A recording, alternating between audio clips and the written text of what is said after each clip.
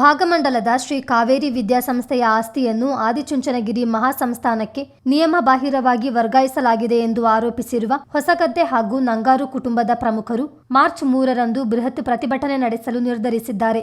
ಮಡಿಕೇರಿಯಲ್ಲಿ ಸುದ್ದಿಗೋಷ್ಠಿಯಲ್ಲಿ ಮಾತನಾಡಿದ ಸ್ಥಳದಾನಿ ಹೊಸಗದ್ದೆ ಕುಟ್ಟಪ್ಪ ಅವರ ಪುತ್ರ ವೆಂಕಟೇಶ್, ಸರ್ವೆ ನಂಬರ್ 94/10ರ 2.75 ಎಕರೆ ಜಾಗವನ್ನು ತನ್ನ ತಂದೆ ವಿದ್ಯಾಸಂಸ್ಥೆಯ ಸ್ಥಾಪನೆಗಾಗಿ ದಾನವಾಗಿ ನೀಡಿದ್ದರು. 1959ರಲ್ಲಿ ದಿವಂಗತ ನಂಗಾರು ಮುತ್ತಣ್ಣನವರು ಶ್ರೀ ಕಾವೇರಿ ವಿದ್ಯಾಸಂಸ್ಥೆ ಸ್ಥಾಪಿಸಿದರು. ಶಾಲೆಯಲ್ಲಿ ಗುಣಮಟ್ಟದ ಶಿಕ್ಷಣ ಒದಗಿಸಲಾಗ್ತಿತ್ತು.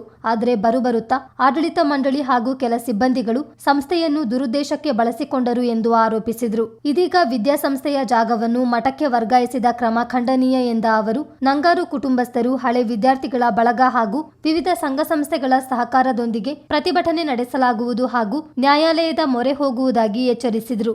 ಸಂಸ್ಥೆಯ 2.25 ಎಕರೆ ಜಾಗವನ್ನು ಹಾಗೆ ಉಳಿಸಬೇಕೆಂದು ದಿವಂಗತ ಮುತ್ತಣ್ಣ ಅವರ ಮೊಮ್ಮಗ ನಂಗಾರು ಪ್ರಭಾಕರ್ ಒತ್ತಾಯಿಸಿದರು.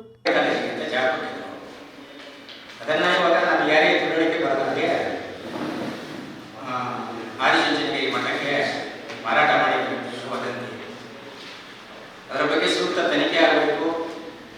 ಯಾಕೆ ಈ ಥರ ಮಾಡಿದ್ರು ಕೆಲವು ನಮಗೆ ಗೊತ್ತಾಗಬೇಕು. ಅದಕ್ಕೋಸ್ಕರ ನಿಮ್ಮಂಥವರ ಸಹಕಾರ ಬೇಕು. ಸೂಕ್ತ ತನಿಖೆ ಮಾಡೋದಕ್ಕೆ ನೀವು ಸಪೋರ್ಟ್ ಮಾಡಬೇಕು ಹೇಳ್ಬಿಟ್ಟು ನಾವು ನಿಮ್ಮ ಹತ್ರ ಕೇಳ್ಕೊತಿದ್ದೀವಿ. ಏನಂದರೆ ಇದು ನಾವು ಮಠ ಕೊಟ್ಟಿರೋ ಜಾಗ ಅಂತ ನಮಗೆ ಇವಾಗ ಗೊತ್ತಾಗಿದೆ, ಮೊದಲು ಗೊತ್ತಿರಲಿಲ್ಲ. ಮಠ ಕೊಡಬೇಕಿದ್ರೆ ನಮ್ಮನ್ನು ಯಾರು ಮಾತು ಕೇಳಿಲ್ಲ. ಹೇಳಕ್ಕೆ ಇಷ್ಟಪಡ್ತೀನಿ. ಸೂಕ್ತ ತನಿಖೆ ಆಗಬೇಕು. ಯಾರಿಗೆ ತಪ್ಪಾಗಿದೆ ಏನು ಅಂತೇಳಿ. ಇವಾಗ ಆಡಳಿತ ಮಂಡಳಿಯವರು ನಮ್ಮನ್ನು ಯಾರು ಮಾತು ಕೇಳಲಿಲ್ಲ.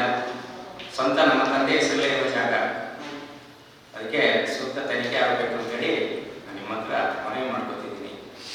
ಆಮೇಲೆ ಇನ್ನೊಂದು ಏನಂದರೆ, ನಿಮ್ಮ ಮಾಧ್ಯಮಗಳಲ್ಲಿ ಬಂದ ನಂತರ ನಾವು 6ನೇ ತಾರೀಕಿಗೆ ದೊಡ್ಡ ಹೋರಾಟವನ್ನು ಕೈಗೊಂಡಿದ್ದೀವಿ. ಅದಕ್ಕೂ ಕೂಡ ನಿಮ್ಮ ಸಪೋರ್ಟ್. ಶ್ರೀ ಕಾವೇರಿ ವಿದ್ಯಾಸಂಸ್ಥೆಯ ಸ್ಥಾಪಕ ಅಧ್ಯಕ್ಷರಾದ ನಂಗಾರು ಮುತ್ತಣ್ಣನವರ ಮೊಮ್ಮಗ, ದಿವಂಗತ ನಂಗಾರು ಮುತ್ತಣ್ಣನ ಮೊಮ್ಮಗ, ಆನಂದರ ಮಗ. ನಮ್ಮ ತಾತನವರು ವಿದ್ಯಾಸಂಸ್ಥೆ ಕಟ್ಟಿ ಬಹಳ ಜನಕ್ಕೆ ಒಳ್ಳೆಯದಾಗಿದೆ.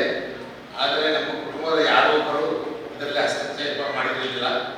ಆದರೆ ಈಗಿನ ಆಡಳಿತದ ವೈಖರಿ ನೋಡಿಬಿಟ್ಟು ನಮ್ಮ ಮನಸ್ಸಿಗೆ ಬಹಳ ಬೇಜಾರಾಗಿದೆ. ಆದ್ದರಿಂದ ನಾವು ಎಲ್ಲರೂ ಸೇರಿ ತಾರೀಕು 6ರಂದು ಬೃಹತ್ ಪ್ರತಿಭಟನೆಯನ್ನು ಹಮ್ಮಿಕೊಂಡಿದೆ. ಅದಕ್ಕೆ ನಮ್ಮ ಕುಟುಂಬಸ್ಥರು ಹಾಗೂ ಊರಿನವರು ಸಹಕಾರ ಮಾಡಬೇಕು ಈ ಕಣದಲ್ಲಿ.